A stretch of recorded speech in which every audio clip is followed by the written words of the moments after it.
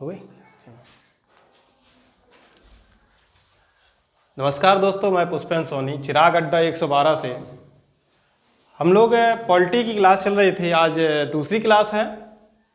तो सभी स्टूडेंट्स अपना पेन कॉपी लेकर के क्लास में आ जाएं। कल हम लोगों ने देखा था कि किस तरह से एक राज्य का गठन किया जाता है। तो हम लोग राज्य का कल गठन पढ़ चुके थे। आज हम लोग उसी के आगे संविधान, हम लोग को देखना था कि जो ये संविधान है, ये संविधान क्या है। तो कल मैंने आपको बताया था, किसी भी राज्य की राज्य व्यवस्था को चलाने के लिए किसकी आवश्यकता होती है बेटा? संविधान की आवश्यकता होती है। अगर संविधान नहीं है तो देश की राज्य व्यवस्था को नहीं चलाया जा सकता है। ये चीज़ मैंने कल आप लोगों को समझाई हुई थी, बताया था कि संविधान है बेटा, इसका कुछ बदले हुए नाम भी दिए थे।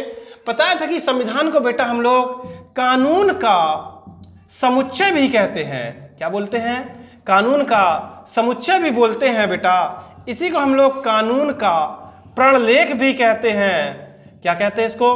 प्रणलेख कहते हैं। इसी को कानून का मूल विधि भी कहते हैं। क्या कहते हैं? कानून का जो मूल विधि है, मूल विधि भी कहते हैं इसी को हम लोग, ठीक है। इसी को कानून का हम लोग चार्टर भी कहते हैं। क्या बोलते हैं? चार्टर भी इसी को हम लोग कहते हैं। यहां से क्वेश्चन से कई बार पूछा गया कि कानून का समुच्चय किसे कहते हैं। तो बेटा याद रखना कि जो कानून का समुच्चय है, वो उस कानून के समुच्चय को ही क्या कहते हैं? संविधान कहते हैं, है ना। और अगर पूछे कानून का प्रणलेख किसे कहते हैं, तो बेटा प्रणलेख भी किसे कहा जाता है? संविधान को ही प्रणलेख कहा जाता है, जिसके माध्यम से बेटा हमको ये बताया जाता है कि सरकार के विभिन्न अंगों के बीच संबंध कैसा होगा, और साथ ही साथ यह भी पता चलता है कि राज्य और राज्य में रह रहे जो व्यक्ति हैं, उन व्यक्तियों के बीच बेटा संबंध कैसा होगा। ये सब चीजें किससे मालूम चलती हैं? हमको संविधान से मालूम चलती हैं। अगर बेटा संविधान नहीं होता तो हमको ये कैसे पता चलेगा कि राज्य में जो रह रहे लोग हैं, उनके साथ किस तरह का व्यवहार है, किस तरह का उनके द्वारा कार्यों का संचालन किया जा रहा है। इस सब की जानकारी हमको नहीं हो पाती। ये बातें तो क्लियर हो गई थी।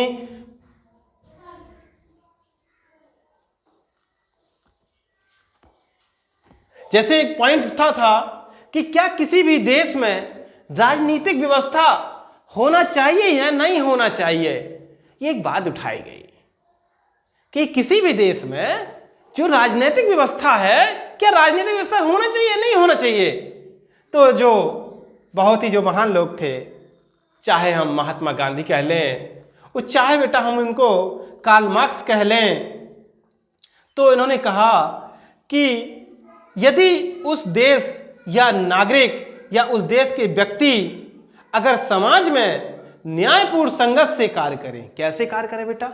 न्यायपूर्ण संघर्ष से कार्य करें और भाईचारे की भावना रखें, सभी के साथ समानता का व्यवहार रखें, मतभेदों की टकराहट ना करें, तो संविधान की क्या आवश्यकता है।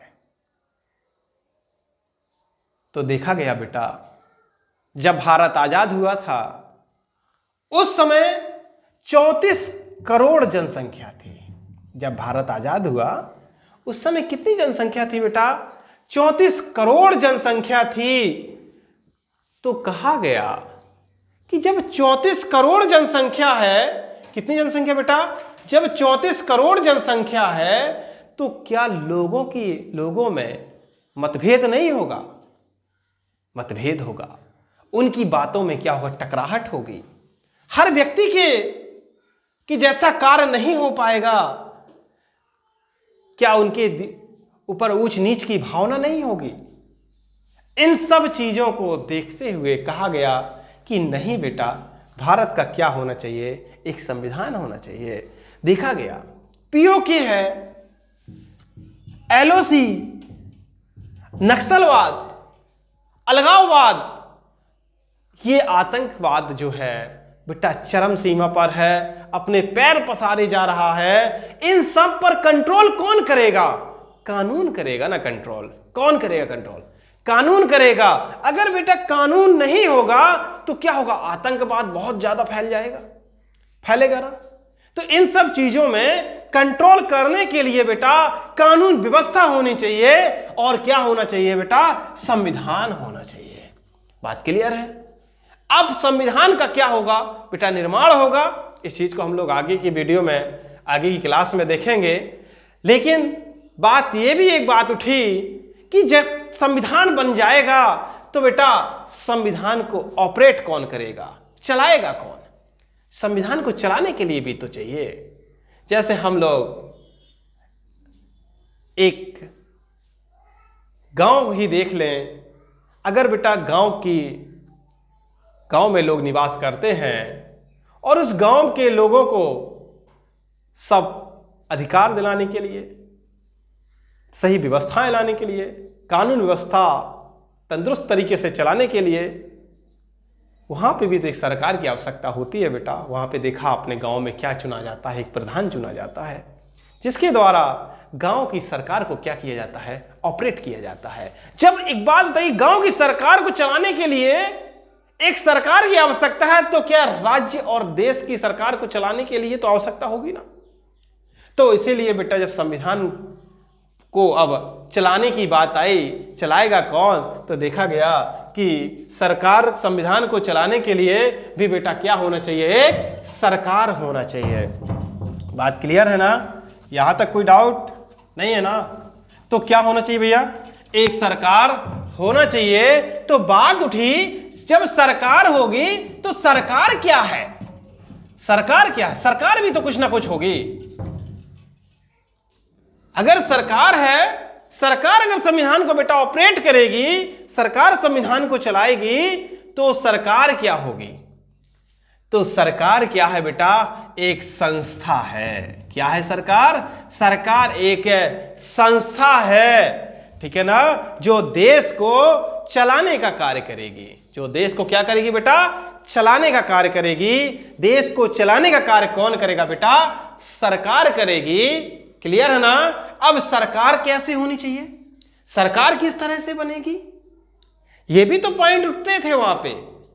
तो बेटा देखा गया जो सरकार है इसके 3 अंग हैं। एक तो है विधायिका, एक क्या है? विधायिका। दूसरी बेटा क्या है? कार्यपालिका। तीसरी बेटा क्या है? न्यायपालिका। तीसरी क्या है? न्यायपालिका। इस चीज को बड़े ध्यान से समझना।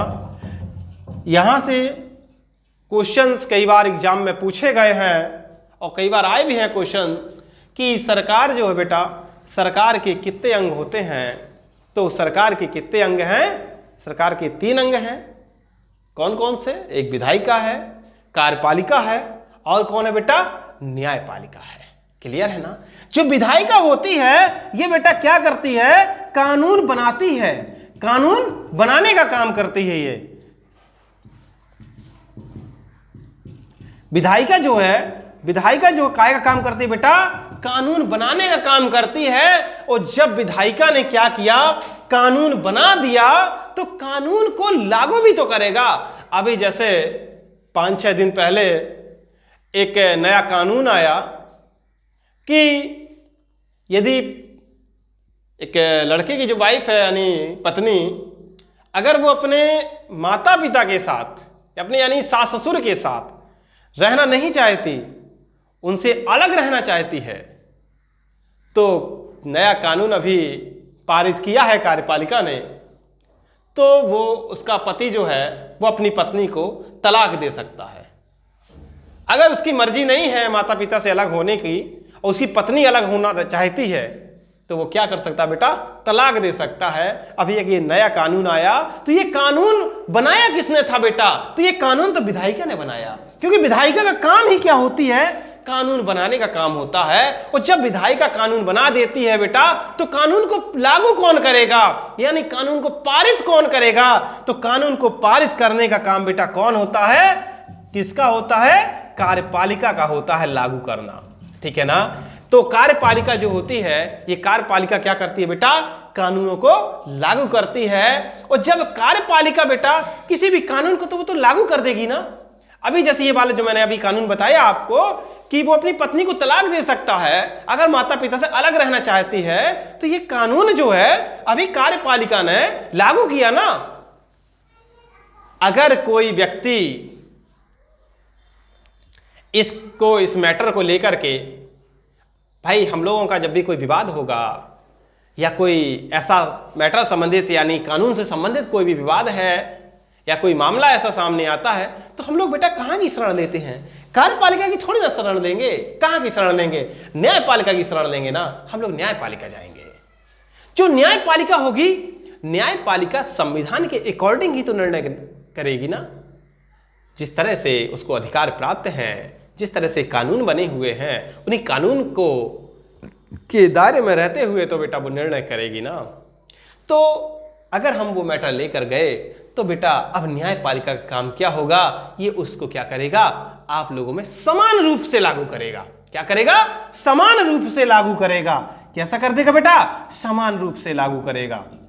मेरी बात समझ में आई ना? तो विधायिका कानून को बेटा बनाती है, कार्यपालिका कानून को लागू करती है, और जो न्यायपालिका जो होती है बेटा, ये कानून को क्या करती है? समान रूप से लागू करती है। यह कानून भारत में रह रहे लोग, जो कानून है, जो कानून को कार्यपालिका लागू कर देती है बेटा, वो यह कानून जो है भारत में रह रहे लोगों को प्राप्त मूल अधिकारों का हनन नहीं होना चाहिए, इन सब का भी ध्यान में रखते हुए न्यायपालिका करती है। यानी इस सब की रक्षा करते हुए न्यायपालिका इस कानून को लागू, समान रूप से लागू बेटा कर देती है। बात क्लियर है ना? चलिए आगे देखते हैं। अब जो विधायिका है बेटा, विधायिका ने तो कानून बना दिया, लेकिन विधायिका कैसे कानून बनाएगी? चलिए बेटा, जो विधायिका है, इस विधायिका के भी कितने अंग हैं? विधायिका के बेटा 2 अंग हैं। 2 अंग कौन कौन से हैं विधायिका के? एक तो है बेटा राज्यसभा। एक कौन सा है? राज्यसभा। ठीक है ना? और एक कौन सा है बेटा? लोकसभा।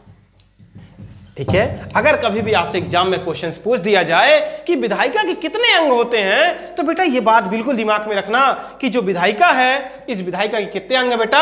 विधायिका के 2 अंग होते हैं। कौन कौन से होते हैं? एक राज्यसभा होता है और दूसरा कौन होता है बेटा? लोकसभा होता है। ये विधायिका के कितने अंग हैं? 2 अंग हैं, जिसमें राज्यसभा को बेटा हम लोग एक स्थायी सदन भी कहते हैं। कौन सदन कहते हैं? स्थायी सदन कहते हैं। और इसी को हम लोग बेटा उच्च सदन भी कहते हैं। क्या कहते हैं? उच्च सदन भी कहते हैं। कभी यहां से भी क्वेश्चन एग्जाम में पूछ दिया गया है कई बार कि स्थायी सदन किसे कहा जाता है या उच्च सदन किसे कहा जाता है। तो याद रखना बेटा, स्थायी सदन भी किसे कहते हैं? राज्यसभा को कहते हैं। और जो उच्च सदन है, ये उच्च सदन भी किसे कहते हैं बेटा? राज्यसभा को कहते हैं। क्लियर है ना? और जो लोकसभा है, इस लोकसभा को हम लोग क्या कहते हैं बेटा? अस्थायी सदन कहते हैं। क्या कहते हैं? अस्थायी सदन कहते हैं। और इसी को हम लोग बेटा निम्न सदन भी कहते हैं। क्या कहते हैं? निम्न सदन कहते हैं। बात क्लियर है ना? यहां तक कोई डाउट?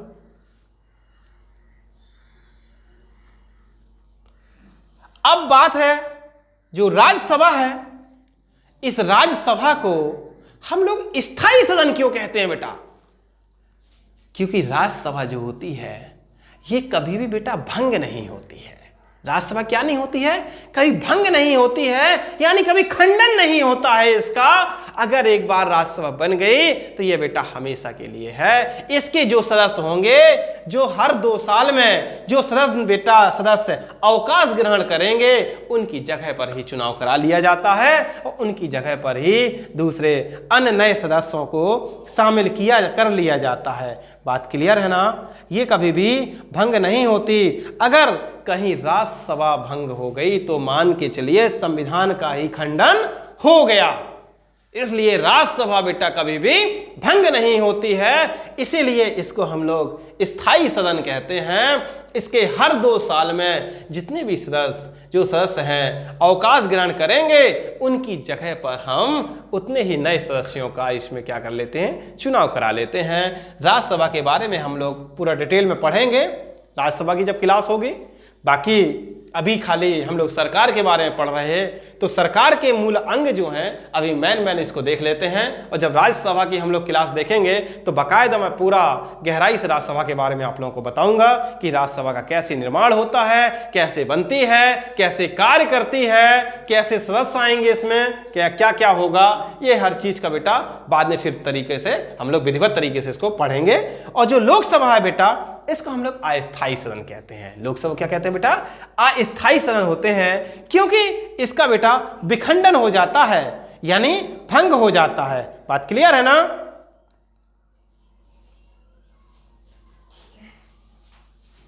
क्या हो गया, चलो ना चलिए आगे देखते हैं हम लोग। जो लोकसभा बेटा मैंने बताया कि लोकसभा जो है क्या हो जाता है, भंग हो जाती है ना, इसलिए हम इसको क्या कहते हैं, अस्थायी कहते हैं। ये अस्थायी सदन है। बात क्लियर है ना? इसके बाद आता है बेटा हम लोगों का जो कार्यपालिका है। इस कार्यपालिका के भी बेटा कितने अंग होते हैं? इस कार्यपालिका के भी 2 अंग हैं। कौन कौन से? एक तो होता है बेटा इसमें स्थायी सदस्य। कौन होता है? एक तो होता है इसमें स्थायी सदस्य, और दूसरा क्या होता है बेटा, अस्थायी सदस्य। क्या होता है दूसरा? अस्थायी सदस्य। एक होता है स्थायी सदस्य और दूसरा होता है अस्थायी सदस्य। अच्छा, स्थायी और अस्थायी क्या होता है? पावरफुल कौन होता है सबसे ज्यादा इस पे? तो बेटा कहते हैं ना, अंगूठा का जमाना है। जो बिना पढ़े लिखे लोग होते हैं, यानी अंगूठा छाप बोले हम लोग, वो क्या होते हैं बेटा, ज्यादा पावरफुल होते हैं आज के दौर के हिसाब से देखा जाए तो। हम लोग देखते हैं बेटा जो अस्थायी सदस्य होते हैं, यानी जो कुछ दिन के मेहमान हैं, यानी बेटा चुन करके आए, कुछ दिन तक रहे और कुछ दिन बाद चले गए, वो क्या कहलाते, ज्यादा पावरफुल। जो स्थायी हैं, परमानेंट हैं, उनका बेटा ज्यादा पावर नहीं होता। पावर होता लेकिन उनसे कम होता है। वैसे पावर तो देखा जाए तो बहुत है ना? तो बेटा अस्थायी सदस्य वो सदस्य होते हैं जो बेटा जिनका निर्वाचन किया जाता है।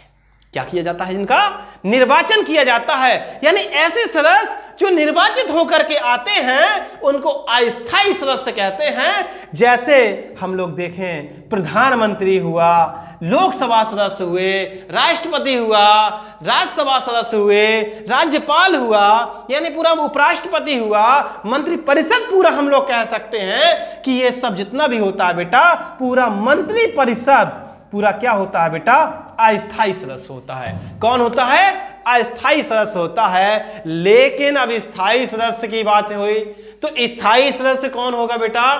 तो जो स्थायी सदस्य होगा वो पढ़े लिखे लोग होंगे, जिन्होंने कम से कम 18 घंटे मेहनत किया होगा, 18 घंटे पढ़ा होगा बेटा, जिनके समान के चलिए पढ़ते पढ़ते सिर के बाल ही झड़ गए, वो कहलाते हैं स्थायी सदस्य।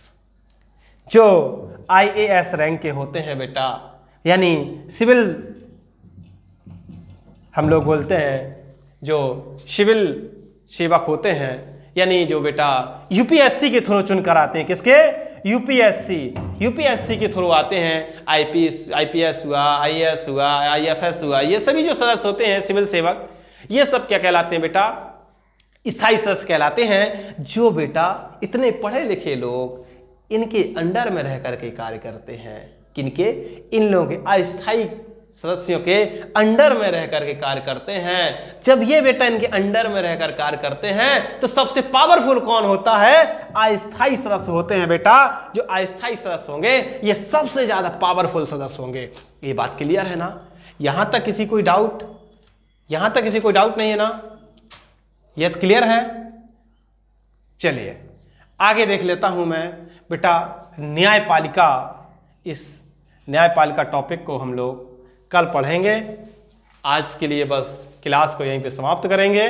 चलिए बाय, गुड नाइट। चलिए बेटा जो विधायिका है, इस विधायिका के भी कितने अंग हैं? विधायिका के बेटा दो अंग हैं। दो अंग कौन कौन से हैं विधायिका के? एक तो है बेटा राज्यसभा, एक कौन सा है? राज्यसभा, ठीक है ना। और एक कौन सा है बेटा? लोकसभा, ठीक है। अगर कभी भी आपसे एग्जाम में क्वेश्चंस पूछ दिया जाए कि विधायिका के कितने अंग होते हैं, तो बेटा ये बात बिल्कुल दिमाग में रखना कि जो विधायिका है, इस विधायिका के कितने अंग है बेटा? विधायिका के दो अंग होते हैं। कौन कौन से होते हैं? एक राज्यसभा होता है और दूसरा कौन होता है बेटा? लोकसभा होता है। ये विधायिका के कितने अंग हैं? दो अंग हैं, जिसमें राज्यसभा को बेटा हम लोग एक स्थायी सदन भी कहते हैं। कौन सदन कहते हैं? स्थायी सदन कहते हैं। और इसी को हम लोग बेटा उच्च सदन भी कहते हैं। क्या कहते हैं? उच्च सदन भी कहते हैं। कभी यहां से भी क्वेश्चन एग्जाम में पूछ दिया गया है कई बार कि स्थायी सदन किसे कहा जाता है या उच्च सदन किसे कहा जाता है। तो याद रखना बेटा, स्थायी सदन भी किसे कहते हैं? राज्यसभा को कहते हैं। और जो उच्च सदन है, ये उच्च सदन भी किसे कहते हैं बेटा? राज्यसभा को कहते हैं। क्लियर है ना। और जो लोकसभा है, इस लोकसभा को हम लोग क्या कहते हैं बेटा? अस्थायी सदन कहते हैं। क्या कहते हैं? अस्थायी सदन कहते हैं। और इसी को हम लोग बेटा निम्न सदन भी कहते हैं। क्या कहते हैं? निम्न सदन कहते हैं। बात क्लियर है ना? यहां तक कोई डाउट?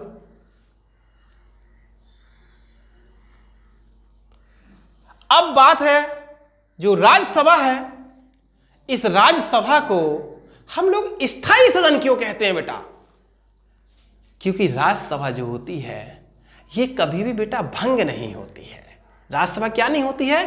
कभी भंग नहीं होती है, यानी कभी खंडन नहीं होता है इसका।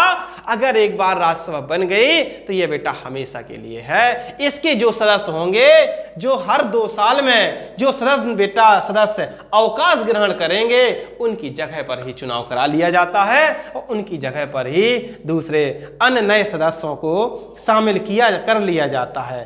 बात क्लियर है ना? ये कभी भी भंग नहीं होती। अगर कहीं राज्यसभा भंग हो गई तो मान के चलिए संविधान का ही खंडन हो गया। इसलिए राज्यसभा बेटा कभी भी भंग नहीं होती है। इसीलिए इसको हम लोग स्थायी सदन कहते हैं। इसके हर 2 साल में जितने भी सदस्य हैं अवकाश ग्रहण करेंगे, उनकी जगह पर हम उतने ही नए सदस्यों का इसमें क्या कर लेते हैं? चुनाव करा लेते हैं। राज्यसभा के बारे में हम लोग पूरा डिटेल में पढ़ेंगे राज्यसभा की जब क्लास होगी। बाकी अभी खाली हम लोग सरकार के बारे में पढ़ रहे हैं, तो सरकार के मूल अंग जो हैं अभी मैन इसको देख लेते हैं। और जब राज्यसभा की हम लोग क्लास देखेंगे तो बाकायदा मैं पूरा गहराई से राज्यसभा के बारे में आप लोगों को बताऊंगा कि राज्यसभा का कैसे निर्माण होता है, कैसे बनती है, कैसे कार्य करती है, कैसे सदस्य आएंगे इसमें, क्या क्या क्या होगा। ये हर चीज का बेटा बाद में फिर तरीके से हम लोग विधिवत तरीके से इसको पढ़ेंगे। और जो लोकसभा है बेटा, इसको हम लोग अस्थायी सदन कहते हैं। लोकसभा क्या कहते हैं बेटा? अस्थायी सदन होते हैं, क्योंकि इसका बेटा विखंडन हो जाता है, यानी भंग हो जाता है। बात क्लियर है ना?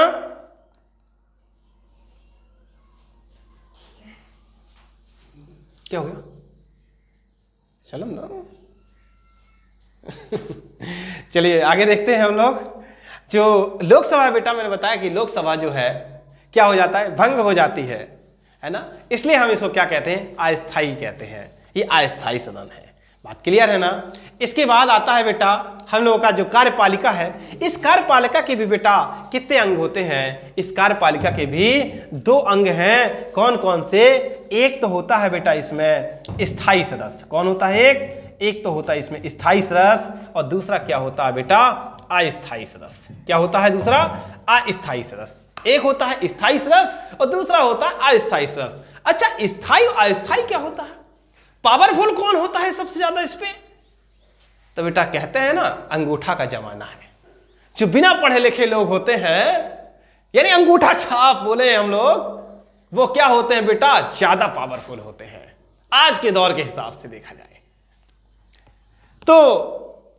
हम लोग देखते हैं बेटा जो अस्थायी सदस्य होते हैं, यानी जो कुछ दिन के मेहमान हैं, यानी बेटा चुन करके आए, कुछ दिन तक रहे और कुछ दिन बाद चले गए, वो क्या कहलाते? ज्यादा पावरफुल। जो स्थायी हैं, परमानेंट हैं, उनका बेटा ज्यादा पावर नहीं होता। पावर होता लेकिन उनसे कम होता है। वैसे पावर तो देखा जाए तो बहुत है ना। तो बेटा अस्थायी सदस्य वो सदस्य होते हैं जो बेटा जिनका निर्वाचन किया जाता है। क्या किया जाता है, जिनका निर्वाचन किया जाता है। यानी ऐसे सदस्य जो निर्वाचित होकर के आते हैं उनको अस्थायी सदस्य कहते हैं। जैसे हम लोग देखें, प्रधानमंत्री हुआ, लोकसभा सदस्य हुए, राष्ट्रपति हुआ, राज्यसभा सदस्य हुए, राज्यपाल हुआ, यानी पूरा उपराष्ट्रपति हुआ, मंत्री परिषद पूरा हम लोग कह सकते हैं कि ये सब जितना भी होता है बेटा, पूरा मंत्री परिषद पूरा क्या होता है बेटा, अस्थायी सदस्य होता है। कौन होता है, अस्थायी सदस्य होता है। लेकिन अब स्थायी सदस्य की बात हुई तो स्थायी सदस्य कौन होगा बेटा, तो जो स्थायी सदस्य होगा वो पढ़े लिखे लोग होंगे, जिन्होंने कम से कम 18 घंटे मेहनत किया होगा, 18 घंटे पढ़ा होगा बेटा, जिनके समान के चलिए पढ़ते पढ़ते सिर के बाल ही झड़ गए, वो कहलाते हैं स्थायी सदस्य। जो IAS रैंक के होते हैं बेटा, यानी सिविल, हम लोग बोलते हैं जो सिविल सेवक होते हैं, यानी जो बेटा UPSC के थ्रू चुन कर आते हैं, किसके, यूपीएससी के थ्रू आते हैं। IPS हुआ, IAS हुआ, IFS हुआ, ये सभी जो सदस्य होते हैं सिविल सेवक, ये सब क्या कहलाते हैं बेटा, स्थायी सदस्य कहलाते हैं। जो बेटा इतने पढ़े लिखे लोग इनके अंडर में रह करके कार्य करते हैं, किनके, इन लोगों के अस्थायी सदस्यों के अंडर में रह करके कार्य करते हैं। जब ये बेटा इनके अंडर में रहकर कार्य करते हैं तो सबसे पावरफुल कौन होता है, अस्थायी सदस्य होते हैं बेटा। जो अस्थायी सदस्य होंगे ये सबसे ज्यादा पावरफुल सदस्य होंगे। ये बात क्लियर है ना, यहां तक किसी कोई डाउट, यहां तक किसी कोई डाउट नहीं है ना, यह क्लियर है। चलिए आगे देख लेता हूं मैं बेटा न्यायपालिका। इस न्यायपालिका टॉपिक को हम लोग कल पढ़ेंगे।